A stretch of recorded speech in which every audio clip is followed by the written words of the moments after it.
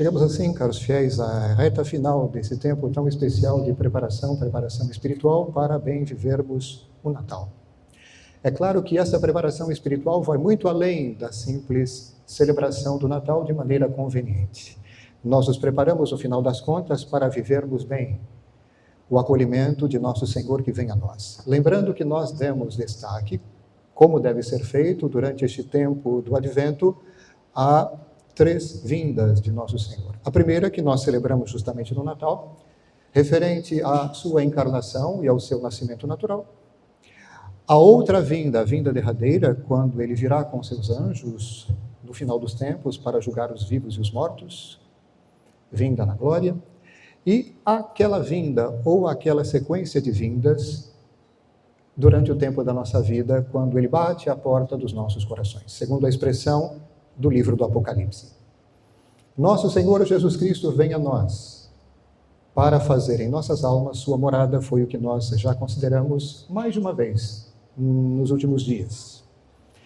Ele vem para fazer a sua morada através daquela graça tão importante, a mais importante, aquela que nos salva e santifica, a graça santificante. Ele vem morar em nós através da graça. Nós temos acesso a essa graça pelos sacramentos. Em primeiro lugar, pelo sacramento do batismo.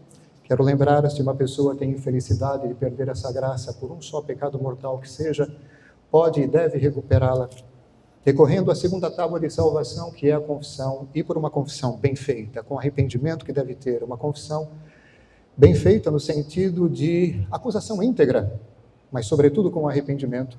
A pessoa então, vendo-se livre dos seus pecados, de todos os pecados mortais, é necessário arrepender-se de todos absolutamente. Quero lembrar algo muito importante com relação a isso.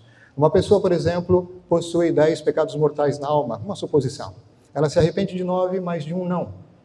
Por falta de arrependimento de um só, tudo fica bloqueado. É necessário que ela se arrependa de todos e de cada um e que indique na confissão, segundo a sua lembrança, todos e cada um dos pecados mortais. Isso é muito importante. Pecados mortais, matéria obrigatória da confissão. Quando há pecados assim, a confissão é obrigatória. E ela é chamada, a confissão, segunda tábua de salvação, porque ela nos dá a graça, mais uma vez, a graça que nós já tínhamos recebido no processo de justificação, vivendo o batismo, e que tivemos a infelicidade de perder por um ou mais pecados mortais. Então ele vem efetivamente, nosso Senhor Jesus Cristo, a nós para fazer a sua morada com o Pai e o Espírito Santo, sim, porque as 3 pessoas da Santíssima Trindade nunca se separam. E se é bem verdade que pelo santo batismo eu me torno o templo, santuário do Espírito Santo, como é bem verdade segundo o ensinamento certo de São Paulo, do apóstolo São Paulo, então me tornando o santuário do Espírito Santo, eu me torno ao mesmo tempo o santuário da Santíssima Trindade, porque mais uma vez as 3 pessoas divinas não se separam nunca. Então sim, Deus ele quer, esse é o plano, essa é a meta, ele quer a união conosco. E essa união se inicia já aqui, na posse dessa graça, que deve crescer e se desenvolver até a vida eterna, ou seja, até a plena posse da vida eterna, na visão beatífica no céu. Quando falamos que ele vem a nós no tempo da nossa vida, estamos falando disso, dessa realidade muito concreta. Não é uma maneira de dizer, não é uma metáfora, ele vem a nós para fazer a sua morada em nós. Deus morando em nós, de uma maneira completamente especial. Quero lembrar que Deus se faz presente em tudo, ele é onipresente, como sabemos. Ele se faz presente em toda a criação, inclusive tendo criado todas as coisas, ele se faz presente em tudo para sustentar na existência aquilo que ele criou. Mas é bem verdade que essa presença de Deus na alma é de outra ordem, se situa num plano superior. Deus ali se faz presente como Pai amantíssimo, como esposo, amigo. O que faz toda a diferença não é mais uma presença, o que já é maravilhoso, porque nos sustenta na criação, e eu penso na providência de Deus, inclusive, não é só a presença do Criador, é a presença de Pai, esposo e amigo, atuando em nós, agindo em nós e através de nós para nos santificar e santificar outras pessoas através dessa sua presença e ação em nós. Esse é o centro de tudo, é o que existe de mais importante, é o mistério fundamental. Quando nós nos preparamos para bem celebrar o Natal, nós nos preparamos não só para lembrar, celebrar isso, mas para viver isso concretamente e acolher como convém o hóspede divino.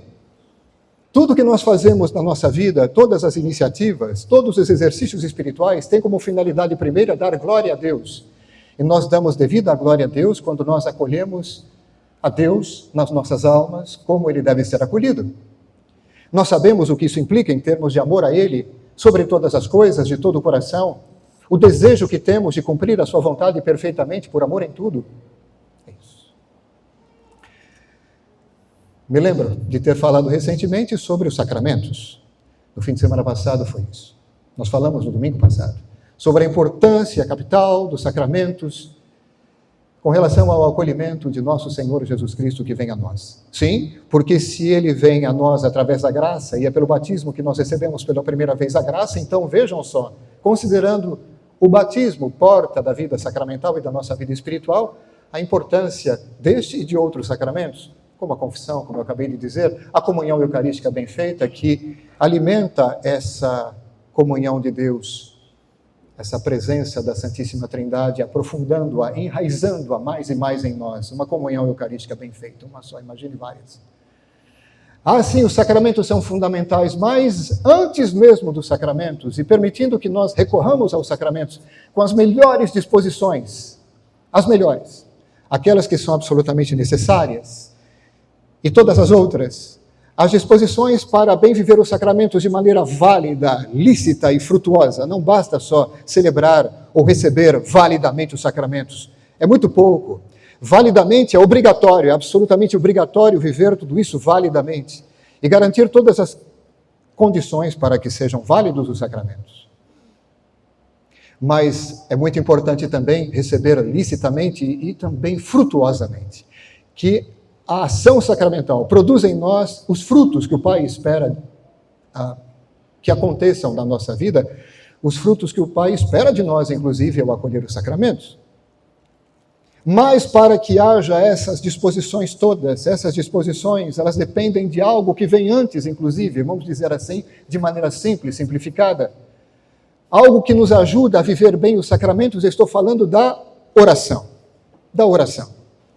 Claro que eu tenho que falar da oração como algo essencial nessa preocupação de preparar o caminho do Senhor que vem às nossas almas. É questão disso também aqui no Evangelho. Falamos de João Batista e da sua missão como precursor de preparação do caminho do Senhor. Ora, nós, seguindo o seu exemplo, inspirados por ele, podemos e devemos fazer, guardadas as proporções, a mesma coisa, preparando, naquilo que depende de nós, o caminho para o Senhor que vem a nós. Simples assim. Então, sacramentos e oração. Mas o que é a oração? Qual é a definição clássica? A oração é elevação da nossa alma para Deus, em primeiro lugar. Elevação da alma para Deus. Isso significa elevação do pensamento, dos afetos, do coração, elevação da nossa alma para Deus, para prestar a Deus as devidas homenagens, aquilo que é devido a Ele. Em primeiro lugar, é o quê? Adoração.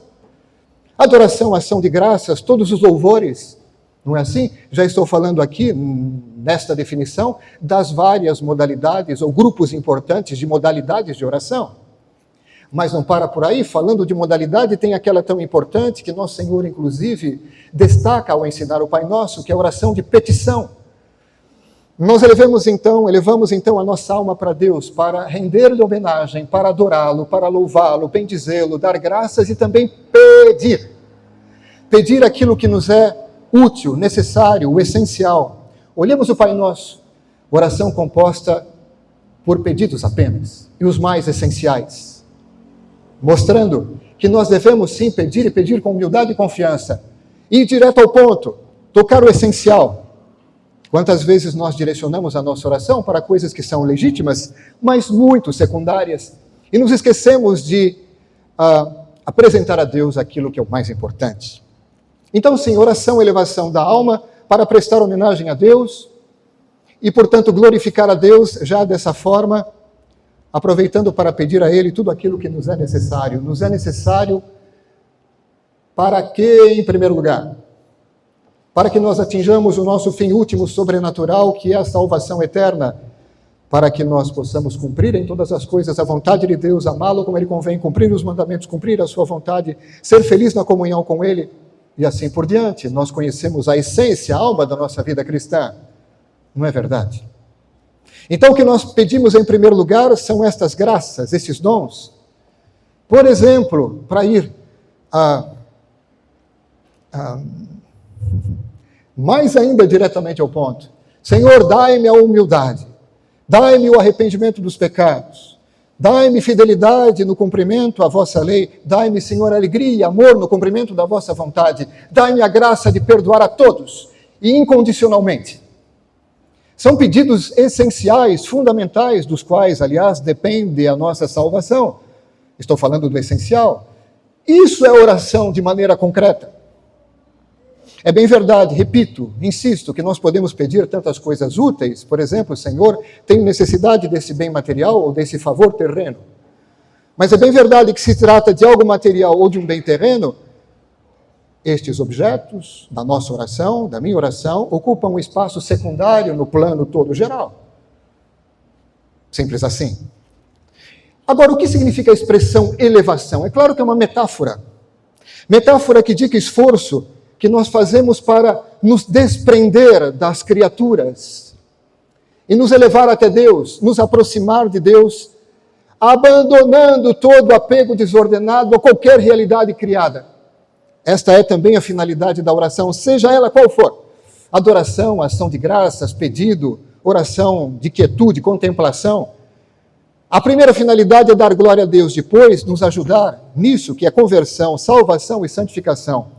E na base disso tem esse desprendimento bendito de toda ligação desordenada com qualquer coisa criada. E claro, nos aproximar de Deus. Buscar a comunhão com Deus, Ele, Deus, que não apenas nos envolve de todos os lados, mas como já entendemos, habita a parte mais íntima de nossa alma, habita a nossa alma quando estamos, é claro, no estado de graça, como eu acabei de indicar. O objetivo, quero lembrar aqui, o objetivo principal da nossa oração, falando, claro, de coisas tão importantes, no final das contas é a glória de Deus. E quando alguém busca a santificação, conversão, salvação, nessa busca sincera e efetiva, está dando glória a Deus. Uma pessoa que se santifica, glorifica a Deus de uma maneira muito profunda. Uma pessoa que cumpre a vontade de Deus, glorifica muito mais do que uma outra pessoa que simplesmente dissesse belas orações apenas dos lábios para fora. Lembram-se daquilo que nosso Senhor disse? Não são os que dizem apenas, somente Senhor, Senhor, que vão entrar no reino dos céus, mas os que fazem efetivamente a vontade do meu Pai que está nos céus.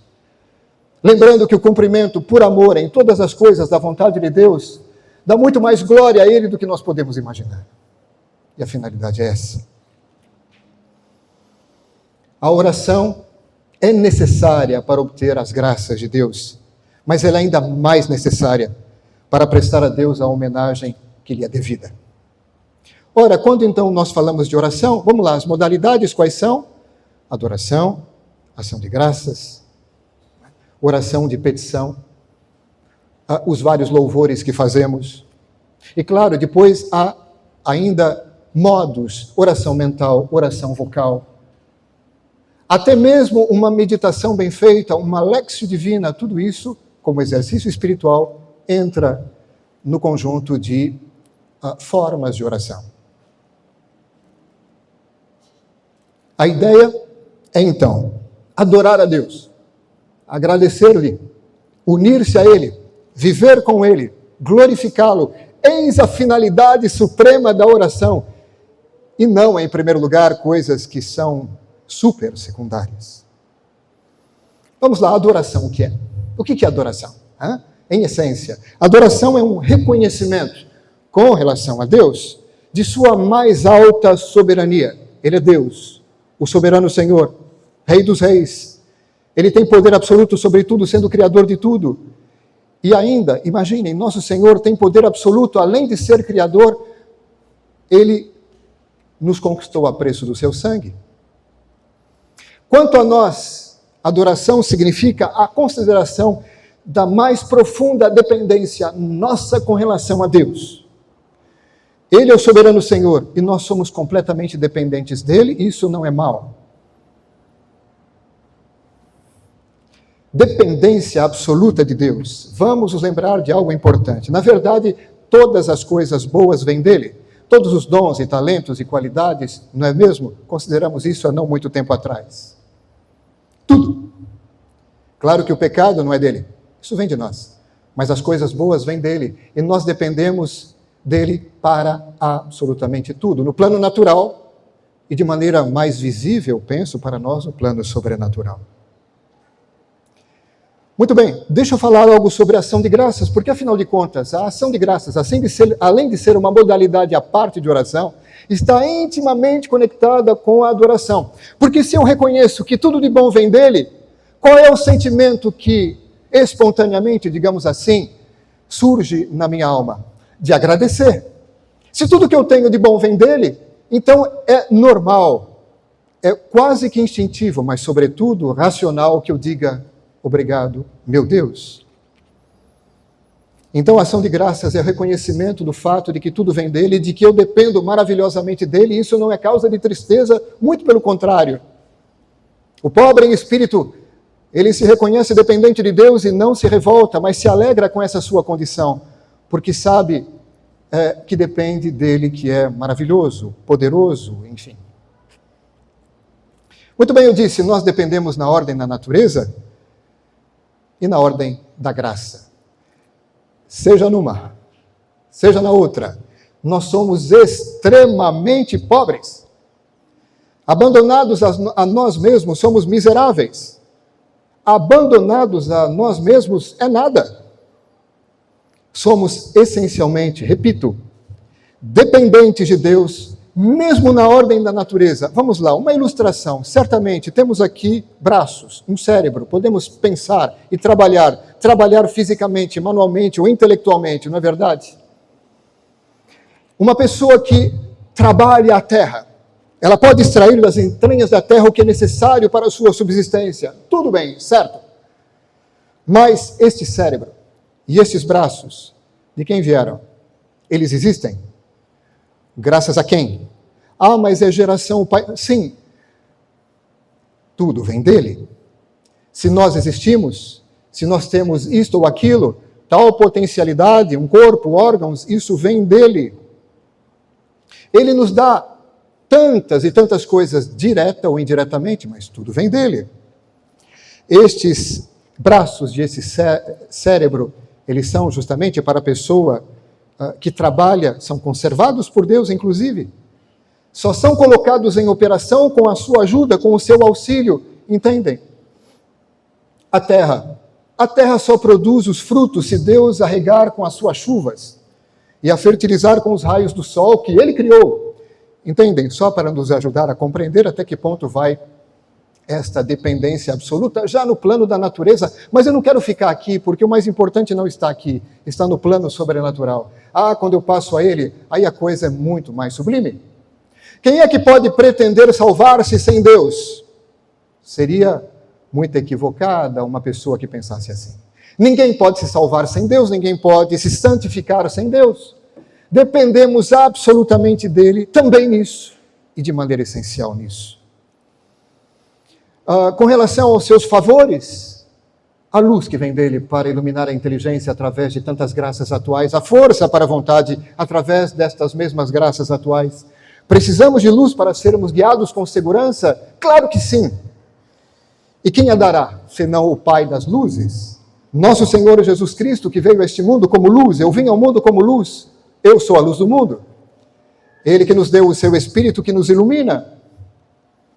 Precisamos de coragem e força para seguir essa luz? Sim, porque não basta só ver. Ah, eu enxergo, mas eu não tenho disposição, não tenho coragem, não tenho força para viver em conformidade com essa luz. De que me serve, então, apenas ver? Preciso, então, de força e coragem para seguir essa luz? Quem nos dará essa luz, senão o Todo-Poderoso? Essa luz e essa força, entendam, essa força. Precisamos de luz para nos guiar, assim como de coragem e força para seguir a luz, e isso vem de Deus, ponto.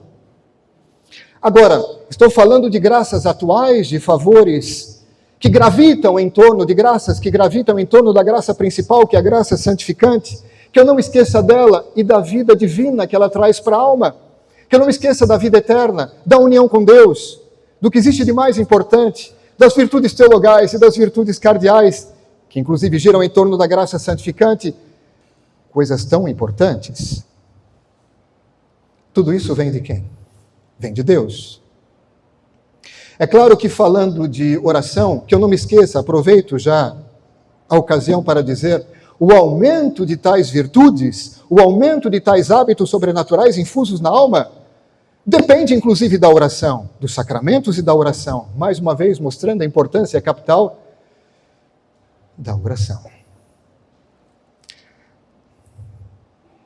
Então, a adoração é seguida da gratidão. Quando nós entendemos tudo isso, que Deus não é apenas o nosso mestre soberano, mas também um insigne benfeitor, como não agradecer a Ele, a quem devemos tudo o que somos, tudo o que temos, tudo na ordem da natureza, quanto na ordem da graça, como acabamos de considerar. É por isso, caros fiéis, em resumo, que Ele tem direito à nossa perpétua, constante gratidão, já que constantemente recebemos sempre e novos benefícios dEle, não uma graça ou outra, são múltiplas, num só dia, numa só hora, imagine na sequência do tempo da nossa peregrinação sobre a terra. É por isso que São Paulo diz aos Tessalonicenses, em tudo, dai graças a Deus, por todas as coisas, dai graças a Deus, pois esta é a vontade dEle, em Cristo Jesus, nosso Senhor, para todos vós. Eu vou dar graças pelo que mesmo? Tudo. Tudo é tudo. Até mesmo por aquilo que é desconfortável. Adversidade, cruzes. E de maneira especial pelas cruzes, porque quando nós entendemos como Ele opera, Ele que permite as cruzes, justamente sendo poderoso, bom, misericordioso, sábio, Ele que permite as cruzes da nossa vida, não para nos esmagar com elas, mas para tirar delas bens e bens que superam em muito aquelas cruzes, para nós e para outrem, no tempo presente e no futuro, coisas que nós só enxergaremos no céu e queremos chegar lá. Agradecer ao Senhor também pelas cruzes, grande desafio.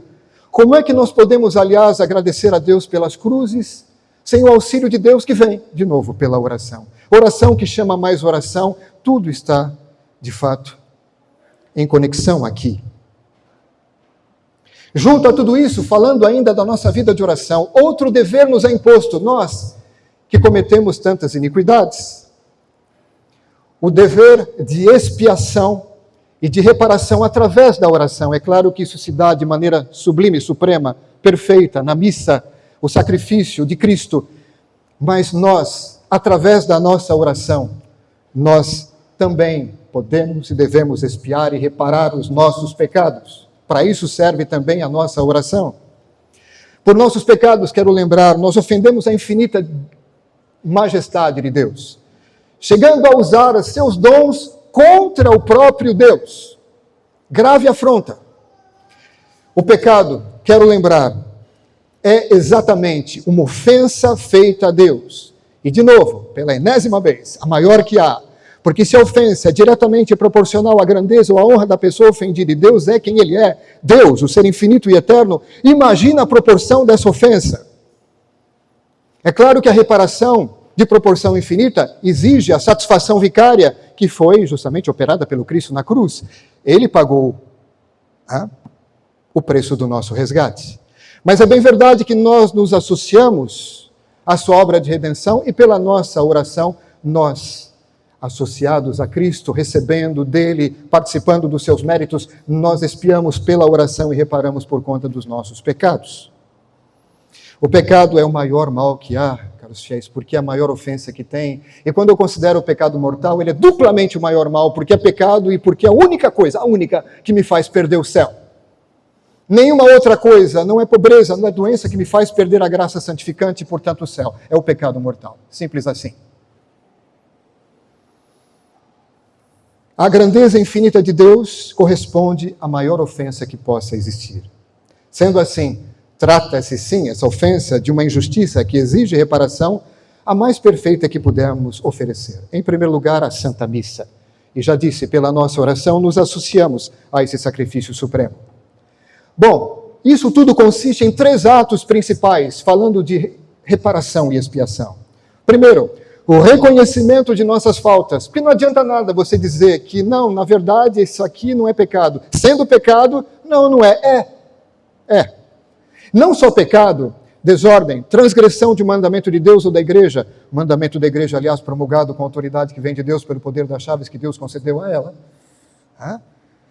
Não é só uma questão de transgressão simples, como se fosse uma transgressão de uma lei de trânsito.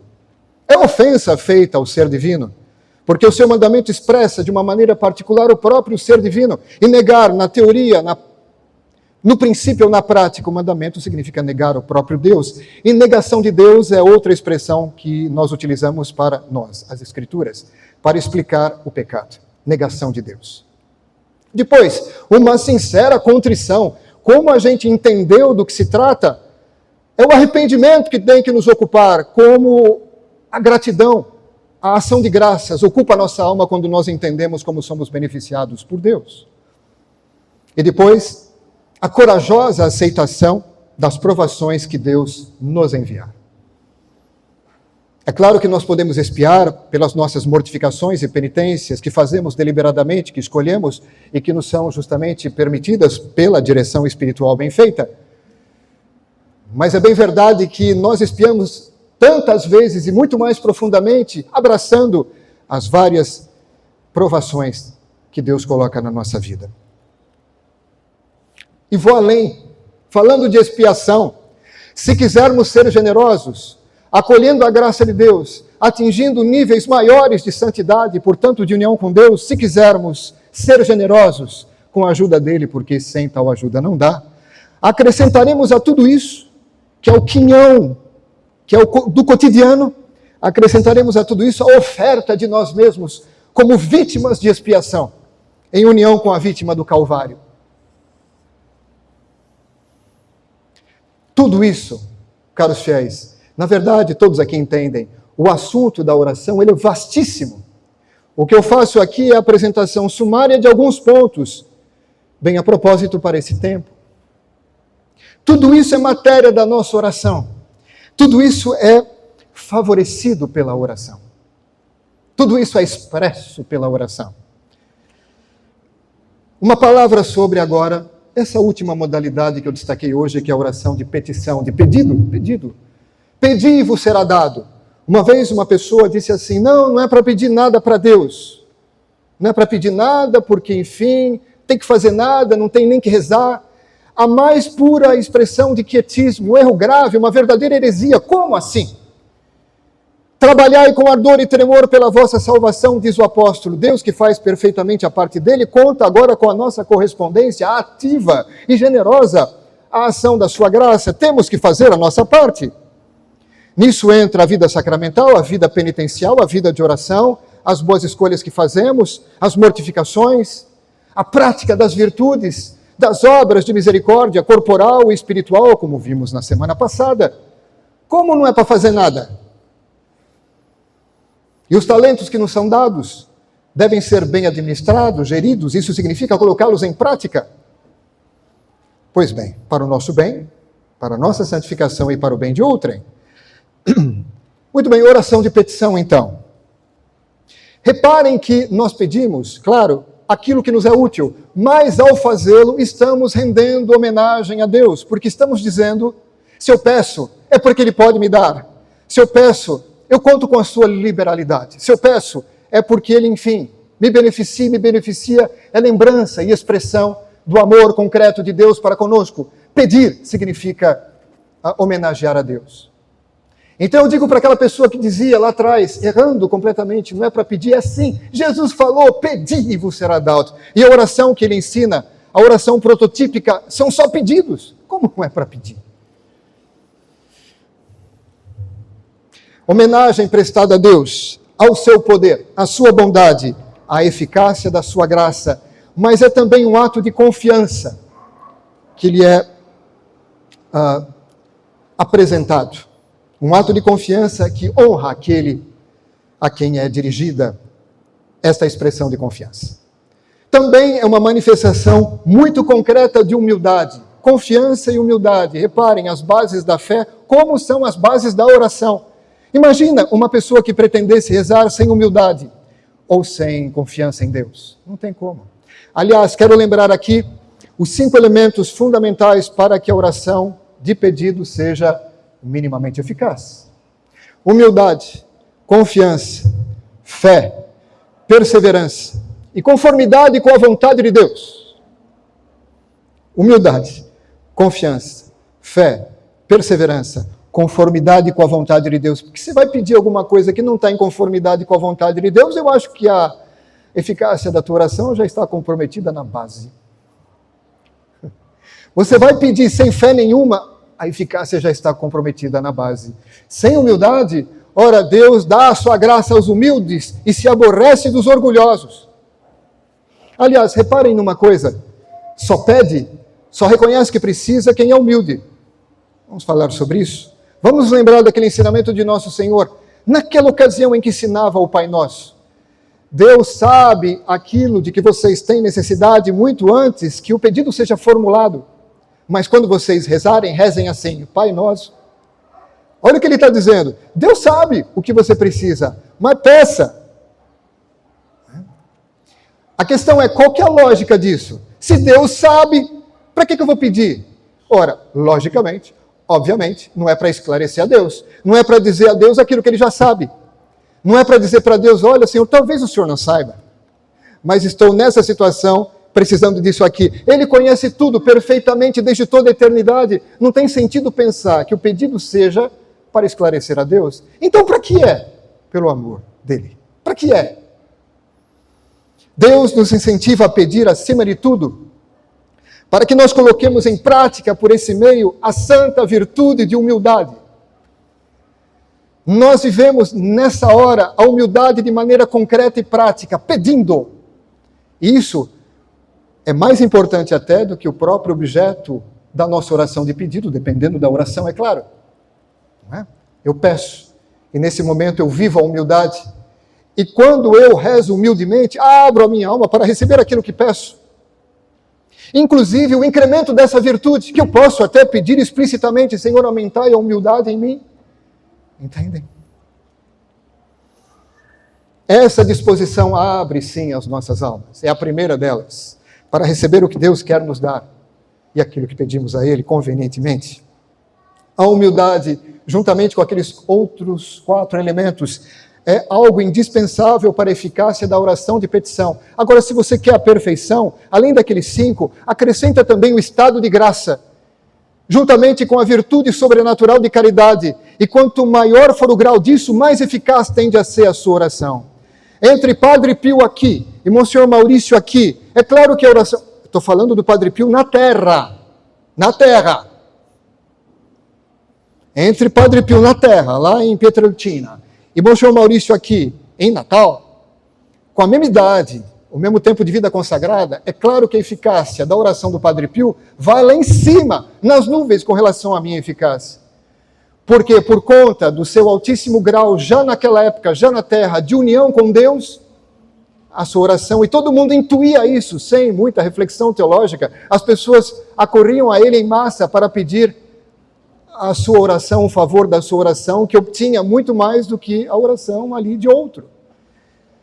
Por que a oração de um Padre Pio, nas mesmas condições, é superior, por exemplo, à de outros padres, como nós, por causa do seu altíssimo grau de união com Deus? Agora imaginem, quem é a criatura mais perfeitamente unida a Deus? Nossa Senhora. É por isso que a oração dela, um só suspiro dela, lembra São Bernardo, vale mais do que a oração de todos os santos juntos. Porque, lógico, a eficácia depende também do grau de proximidade, de união com Deus, o grau da graça e de caridade sobrenatural. Essa é a cereja no bolo.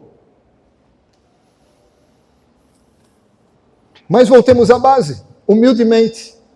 A eficácia da oração exige já, como ponto de partida, a humildade. Mas a confiança também. Mesma coisa que eu disse para a humildade, eu digo para a confiança. Quando eu peço a Deus com confiança, eu contribuo para uma maior abertura da minha alma, para receber inclusive um incremento dessa virtude também. Inclusive para colocá-la em prática, porque se eu digo que eu tenho confiança, muito bem, vamos então manifestar isso? Tem confiança em Deus? Então peça. É claro que nós devemos fazer isso de maneira inteligente, inteligentemente. Senhor, eu vos peço isso, vírgula, segundo a vossa vontade, se estiver de acordo com a vossa vontade, e na medida certa, da vossa vontade. Ora, o que diz Santo Tomás de Aquino, no meio de tudo isso, sobre a oração? Tantas coisas. Seria uma grande pretensão resumir aqui tudo o que este santo doutor diz. Mas ele nos lembra uma coisa muito interessante. Deus, ele nos concede, a verdade, muitos favores de maneira completamente gratuita, no sentido gratuita, lógico, independentemente da oração.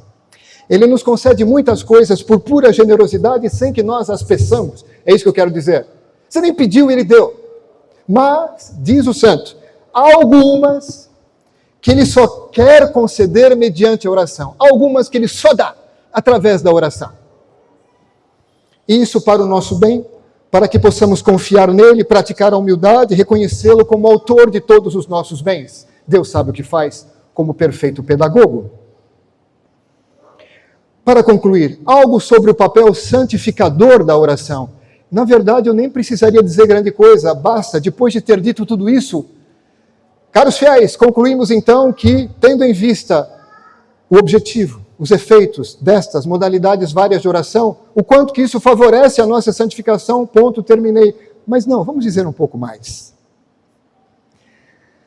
A oração é tão eficaz em nos santificar que os santos citavam repetidamente, de formas diferentes, este ditado: quem sabe orar, sabe bem viver, bem sabe viver. E claro, estamos falando aqui de viver bem, de verdade, segundo Deus, segundo o bem, sumo bem. Na verdade, a oração bem feita, nesse sentido, quero lembrar, produz 3 efeitos maravilhosos. O primeiro é nos desapegar, ou, vou dizer melhor, romper aqueles laços de apego desordenado com relação a qualquer realidade criada. Diz São João da Cruz, um pássaro preso por um fio de cabelo não pode voar, está tão preso à terra como se ele tivesse amarrado por uma corda. Claro, amarrar a pata de um pássaro numa corda.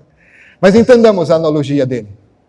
É necessário ver-se livre, completamente livre de todos esses vínculos desordenados com relação a realidades criadas para poder elevar-se efetivamente, lá onde quer Deus que nós cheguemos. 2, a oração ela nos une mais e mais até a união total com Deus, sempre em associação com os sacramentos. 3, gradualmente a oração nos transforma, nos deifica, nos faz cada vez mais semelhantes a Deus. Com relação ao primeiro ponto ainda, o desapego, a oração nos afasta das criaturas na medida em que são obstáculo à nossa união com Deus. Ou seja, nos ajuda a gente a considerar aquela realidade criada de uma maneira apropriada, livre da santa liberdade dos filhos de Deus. Ou seja, de maneira orientada para Deus, em conformidade com Deus. Com a ajuda que nos chega através da oração, isso é muito importante. Nós odiamos, com a ajuda que vem pela oração, nós odiamos cada vez mais o pecado mortal. Entregue-se à oração de maneira resoluta, de maneira profunda, para você ver como você vai detestar mesmo, do fundo do seu coração, o pecado mortal. E como isso é necessário para fugir dele. Porque nós dizemos assim, eu me arrependo, padre, eu faço o propósito firme de não mais pecar e tal. Tá, você faz um propósito assim, mas baseado em quê? Que tal essa disposição tão útil e prática de detestação do pecado? Isso também é proporcionado pela oração. Odiamos também cada vez mais o pecado venial, e a começar pelo pecado venial deliberado que nos impede a ascensão a ele, não nos aparta de Deus, ou como atrasem, além de dispor as nossas almas para a queda no pecado mortal. E ainda, nós odiamos cada vez mais e pouco a pouco as imperfeições voluntárias que diminuem nossa intimidade com Deus. Tudo isso é um programa, resumido aqui, de progresso espiritual. Consultemos os manuais todos. De fato, pela oração, caros fiéis, aprendemos a combater com maior vigor as inclinações desordenadas, graças a Deus, através da oração. Estas orientações desordenadas que ainda permanecem, sabe o resquício do velho homem em nós? Que permanecem como relíquia do pecado original. A concupiscência ainda presente em nós. O velho homem ainda presente ali, embora dormente, ou sei lá, talvez nem tanto. Aprendemos a combater com mais vigor essas orientações más, porque inclusive com a luz de Deus que vem pela oração, entendemos melhor, no mais profundo de nossas almas, que elas tendem a nos afastar de Deus e eu isso não quero. Dessa forma, caros fiéis, falando ainda da oração nesse sentido, nossa união com Deus é aperfeiçoada, oração sempre com os sacramentos, tornando-se mais completa e perfeita a cada dia, nossa união com Deus.